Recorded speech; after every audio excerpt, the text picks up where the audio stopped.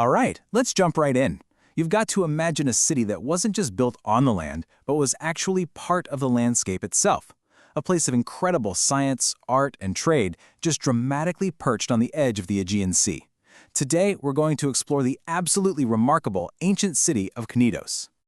To really get a feel for this place, you don't have to look much further than this incredible description from the ancient geographer Strabo. He didn't just see a bunch of buildings. No, he saw a performance, a whole spectacle rising right out of the water.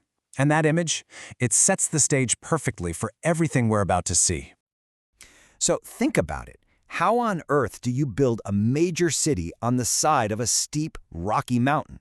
Well, it took a kind of genius, a level of urban planning that was just way, way ahead of its time.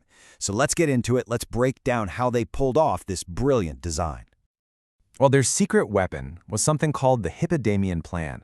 Now, what's so amazing is that this kind of grid system loves flat ground, but the architects of Knidos, they adapted it to this incredibly difficult terrain. They literally carved the city into a whole series of terraces.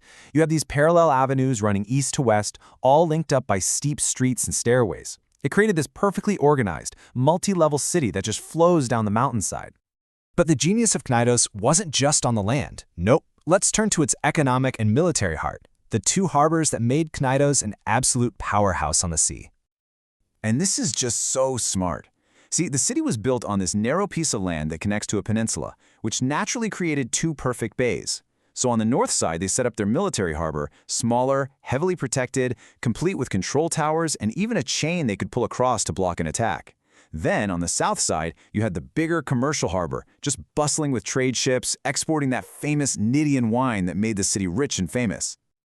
Now, when you have that kind of wealth and strategic importance, you don't just attract traders and soldiers.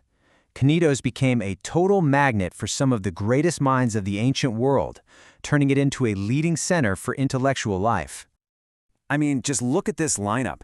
It's like an ancient all-star team.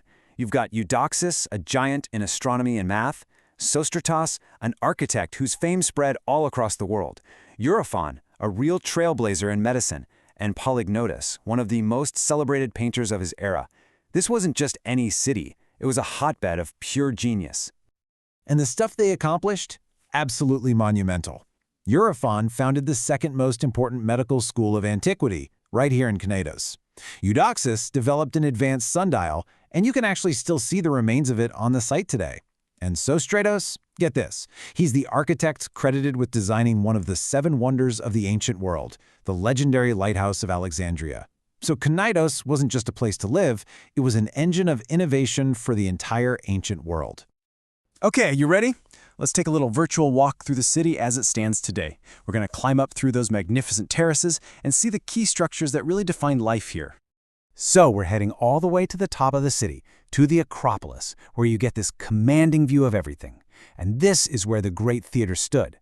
And its capacity, just try to wrap your head around this number. It was 20,000 people. Absolutely staggering for the time. So you're probably asking, okay, a 20,000-seat theater, where did it go? Well, this is one of those cases where history kind of recycles itself. In the 19th century, its valuable stones and marble were carefully dismantled, shipped off, and used to help build the Grand Dolmabahce Palace in Istanbul and a palace in Cairo. A fascinating, if maybe a little bittersweet, afterlife for an ancient marvel. As we move down the terraces, we come to the Stoa. Now, you got to picture this. A massive public hub, a covered walkway stretching 113 meters long. Its entire facade would have shimmered with ornate, colorful marble, and it was lined with rooms that were probably shops or offices.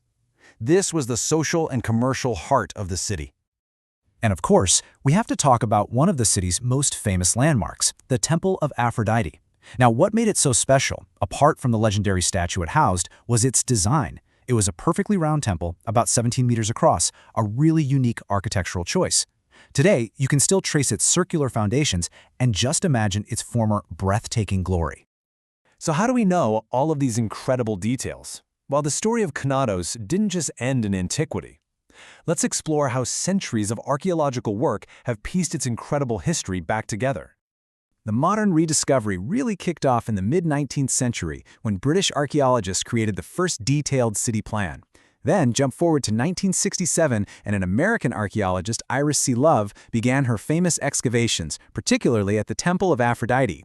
And since 1987, Turkish teams have taken the lead, and work continues to this very day, constantly revealing new insights into this spectacular city. So, when we put all these pieces together, the design, the economy, the people, the discoveries, what is the lasting legacy of Knidos? So why does Knidos still matter today? Well, first off, it's an absolute masterclass in urban planning, showing how a thriving city can be built in harmony with a really challenging landscape. It was a vital center for maritime trade, a powerful hub of scientific and artistic genius, and home to one of history's most important medical schools. In short, Knidos was the whole package. And this brings us to a final thought, doesn't it? Over 2,000 years ago, Knidos solved these complex problems of urban density and design on a landscape that most people would have just called impossible. It really makes you wonder, what can its brilliant terraced model teach our own crowded, growing cities today?